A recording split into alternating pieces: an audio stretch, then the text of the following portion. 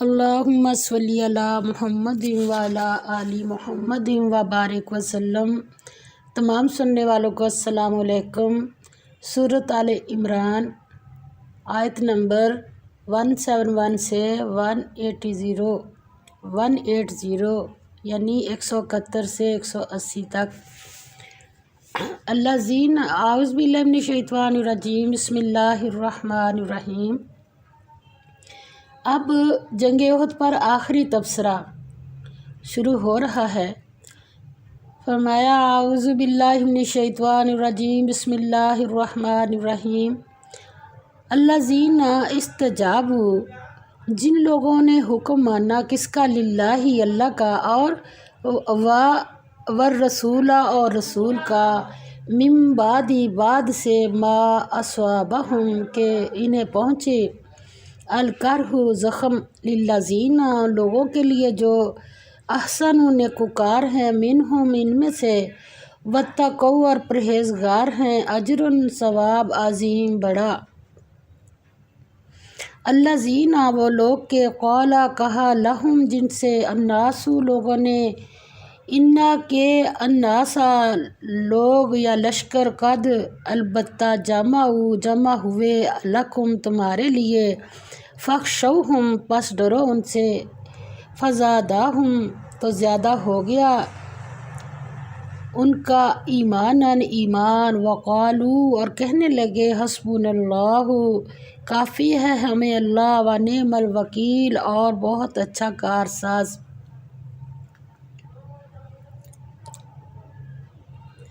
جنگ احد میں شکست کے بعد اللہ تعالیٰ نے مسلمانوں پر اونگ اور سکینت طاری کی اور دوبارہ دشمنوں سے جہاد کے لیے ڈٹ گئے۔ آخر مسلمانوں کو فتح ہوئی۔ مشرکین مکہ مسلمانوں کو زخم لگا کر مکہ کی طرف بھاگ کھڑے ہوئے۔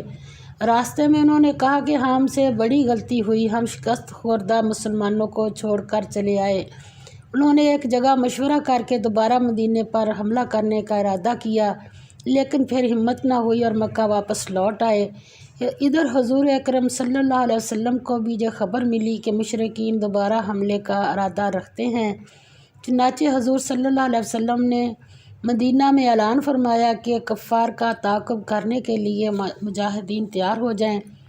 مسلمانوں کو گرچہ شدید زخم لگے تھے اور بظاہر ہمت نہ تھی، لیکن حضور صلی اللہ علیہ وسلم کی پکار پر لبیک کہی۔ اس رکوع کی ابتدا میں اسی طرف اشارہ ہے۔ چنانچہ حضور صلی اللہ علیہ وسلم مجاہدین کے ہمراہ مشرکین کے تعاقب میں روانہ ہوئے، اور یہ کہاں تک ہے؟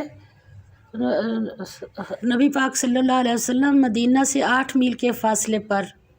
ادھر کچھ عرصہ بعد سرداران مشرکین نے ایک تجارتی قافلے کو جو مدینہ جا رہا تھا لالچ دے کر مدینہ میں ایسی خبریں پھیلائیں کہ کفار زبردست تیاریوں کے ساتھ مدینے آ رہے ہیں تاکہ مسلمانوں پر رعب طاری ہو جائے۔ اس قافلہ کی شر انگیز خبروں سے مخلص مسلمانوں کے دلوں میں خوف کی جگہ جوش ایمان اور زیادہ، کس کے؟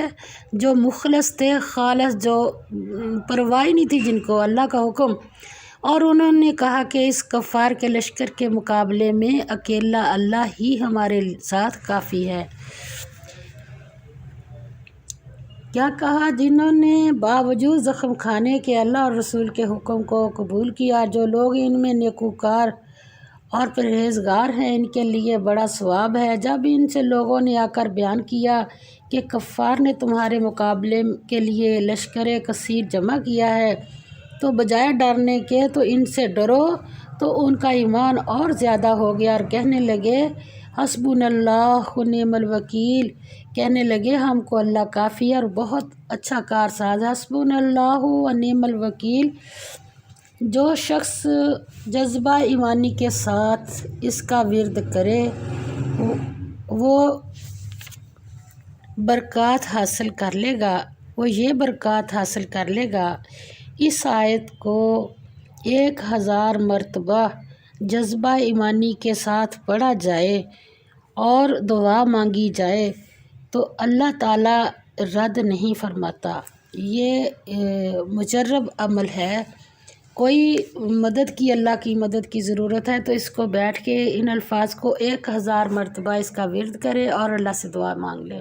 کتنا آسان ہے، جذبہ ایمانی ضروری ہے اس کے ساتھ۔ فن قلب پس پلٹ آئے بنعمت ساتھ نعمتوں کے من اللہ اللہ سے، و فضل اور فضل لم لا یمسسہم پہنچا ان کو سوء ضرر واتبعوا اور تابع رہے رضوان اللہ خوشنودی کے اللہ کی، واللہ اور اللہ ذو فضل صاحب فضل عظیم بڑا۔ کیا ہوا پھر وہ اللہ کی نعمتوں اور اس کے فضل کے ساتھ، یعنی جب نبی پاک صلی اللہ علیہ وسلم کے ساتھ گئے تو واپسی پر پھر آگے تو کوئی بھی نہیں تھا، تو پھر وہ اللہ کی نعمتوں اور اس کے فضل کے ساتھ خوش و خرم واپس آئے۔ یعنی وہ افواہ جو تھی نبی پاک صلی اللہ علیہ وسلم اس افواہ پر مسلمانوں کو کہا کہ نکلنا ہے، ان کو کسی طرح کا ضرر نہ پہنچا اور اللہ کی خوشنودی کے تابع رہے، اور اللہ بڑے فضل کا مالک ہے، جس کو اللہ مل جائے اس کو سب کچھ ہی مل گیا۔ آگے فرمایا اللہ تعالیٰ نے انما سوائے اس کے نہیں کہ ذالکم یہ الشیطان شیطان یخوف ڈراتا ہے اولیاءہ دوستوں اپنے سے، فرمایا فلا پس نہ تخافو ڈرو ہم ان سے، وخافونی اور ڈرو مجھ سے، ان کنتم اگر ہو تم مؤمنین مومن۔ اللہ اکبر، دیکھیں مومن کتنے ایمان کی بات یہ ہے۔ یہ اللہ تعالیٰ فرماتے ہیں یہ خوف دلانے والا تو شیطان ہے جو اپنے دوستوں سے ڈراتا ہے، تو اگر تم مومن ہو تو اس سے مت ڈرنا اور مجھ سے ڈرتے رہنا۔ آپ صلی اللہ علیہ وسلم نے فرمایا تھا مومن کے تو خوب مزے ہیں، جب اسے خوشی ملتی ہے تو شکر ادا کرتا ہے، اور جب اسے کوئی مصیبت پیش آتی ہے تو صبر کرتا ہے اور اپنی جنت کما لیتا ہے۔ فرمایا ولا اور نہ یحزن کا غمگین کریں تمہیں الذین وہ لوگ جو یسارعون جلدی کرتے ہیں فی الکفر کفر میں، انہم کہ بے شک وہ لن یضروا اللہ ہرگز نہیں ضر پہنچا سکتے اللہ اللہ کو شیئا کچھ بھی، یریدو چاہتا ہے اللہ اللہ کے نہ جعل رکھے لہم ان کے لیے حظاً حصہ فی الآخرۃ آخرت میں، ولہم اور ان کے لیے عذاب عظیم عذاب ہے بڑا۔ فرمایا جو لوگ کفر میں جلدی کرتے ہیں ان کی وجہ سے غمگین نہ ہونا جی، اللہ کا کچھ نقصان نہیں کر سکتے، اللہ چاہتا ہے کہ آخرت میں ان کو کچھ حصہ نہ دے اور ان کے لیے بڑا عذاب تیار ہے۔ ان الذین بے شک جن لوگوں نے اشتروا خریدا الکفر کفر کس کے بدلے، بالایمانی بدلے ایمان کے، لن ہرگز نہیں یضروا نقصان پہنچا سکتے اللہ اللہ کا شیئا کچھ بھی، ولہم اور ان کے لیے عذاب ہے علیم دردناک۔ پہلے کہا عذاب ہے بڑا، اب کہا عذاب ہے، اللہ کا کچھ نہیں بگاڑ سکتے جو بھی ایسی حرکتیں کرتے ہیں۔ فرمایا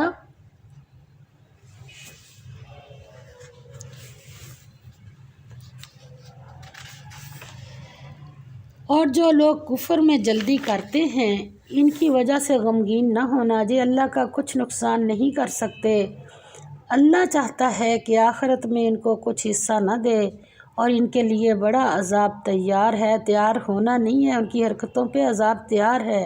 جن لوگوں نے ایمان کے بدلے کفر خریدا اور اللہ کا کچھ نہیں بگاڑ سکتے، وہ اللہ کا کچھ نہیں بگاڑ سکتے اور ان کو دکھ دینے والا عذاب ہوگا۔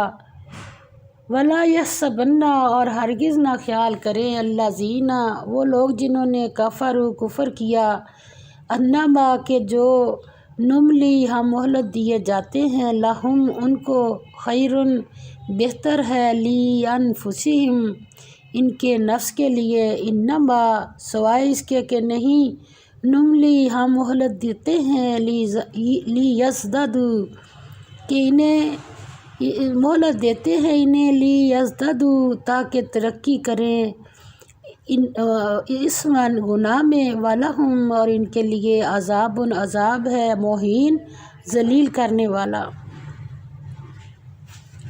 فرمایا اور کافر لوگ یہ خیال نہ کریں کہ ہم جو ان کو مہلت دیے جاتے ہیں یہ ان کے حق میں اچھا ہے، نہیں بلکہ ہم ان کو مہلت اس لیے مہلت دیتے ہیں کہ اور گناہ کر لیں، آخر کار ان کو ذلیل کرنے والا عذاب ہوگا۔ اللہ تعالیٰ نے کی حکمت اس کارخانہ ہستی میں کچھ اس طرح کار فرما ہے کہ یہاں نیکی اور بدی، حق و باطل، عدل و ظلم کو مہلت ملتی ہے، اور اللہ کے قانون رحمت کا تقاضا یہی ہے کہ زیادہ سے زیادہ مہلت اور ڈھیل دی جائے، لہٰذا نتائج کی تعجیل پسندی سے دھوکہ نہیں کھانا چاہیے۔ یہ بات جلد بازی کہہ لو یا تعجیل پسندی سے دھوکہ نہیں کھانا چاہیے، یہ بات دیکھنی چاہیے کہ آخر کامرانی کس کے حصہ میں ہے۔ عمل حق کے لیے آخر کار بقا ہے اور عمل باطل کے لیے آخر نیست و نابود ہونا مقدر ہے۔ آگے اللہ تعالیٰ فرماتے ہیں ما کانا نہیں ہے اللہ لیذرا کہ رہنے دے المؤمنین مومنوں کو علی ما اس کے تم علیہ جس پر حتیٰ یہاں تک کہ یمیزا الگ کر دے الخبیثہ ناپاک کو من الطیب پاک سے، وما کان اور نہیں ہے اللہ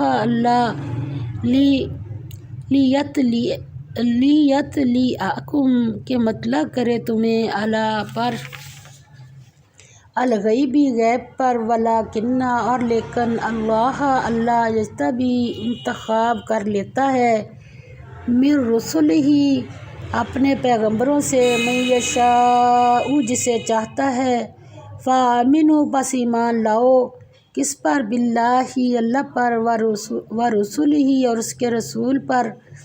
اللہ پر ایمان یہ کہ ہر چیز نفع نقصان اللہ کے ہاتھ میں ہے، اور اگر اللہ فائدہ دینا چاہے تو کوئی نقصان نہیں دے سکتا، اور اگر اللہ نقصان دینا چاہے تو کوئی فائدہ نہیں دے سکتا۔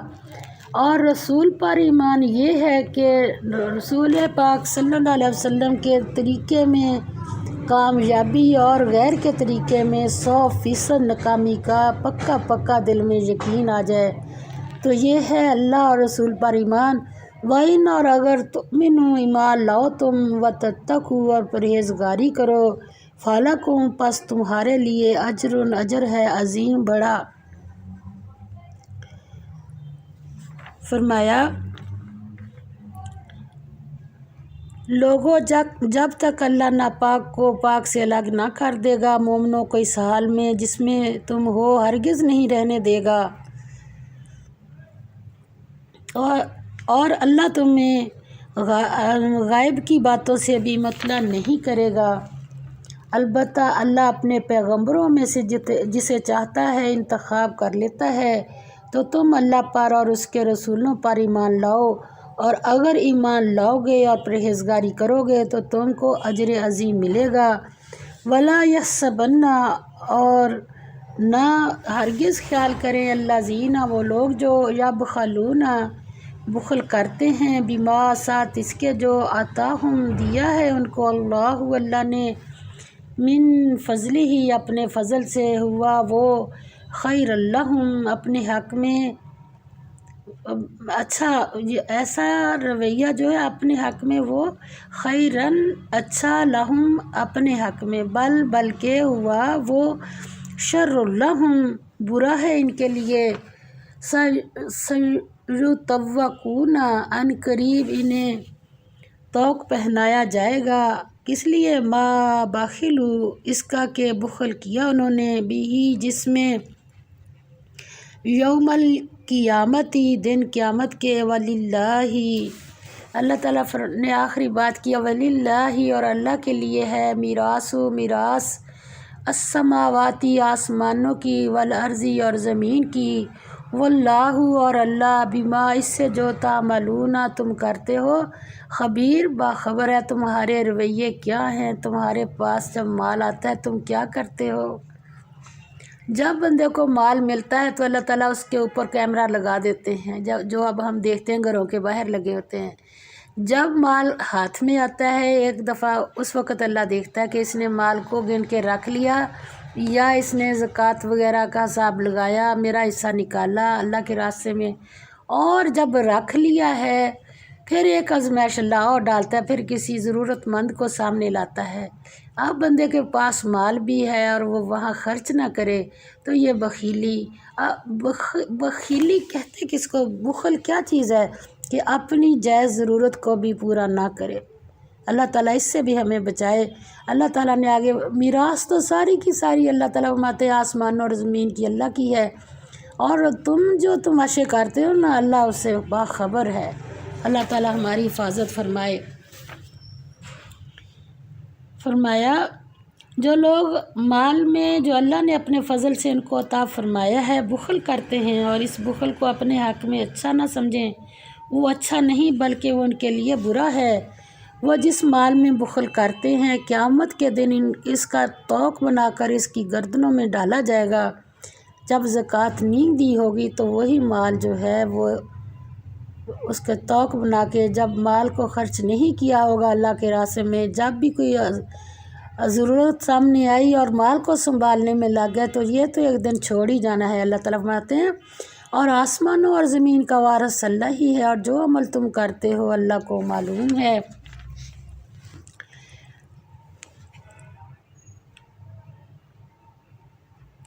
मुसलमानों को तलकीन की जा रही है कि ज़कात देने और दीन को कायम करने के लिए ज़रूरी मुसारफ़ करने से जी न चुराएं, वरना मुनाफ़िकीन की तरह का अंजाम होगा। ये मालो दौलत सब कुछ यहाँ रह जाएगा। ज़मीन और आसमान में जो कुछ है सब का मालिक अल्लाह ही है। वो ज़ात सब की नीयतों से पूरी तरह बाखबर है। व आखिरु दवाना अनिल हम्दुलिल्लाहि रब्बिल आलमीन। आमीन या रब।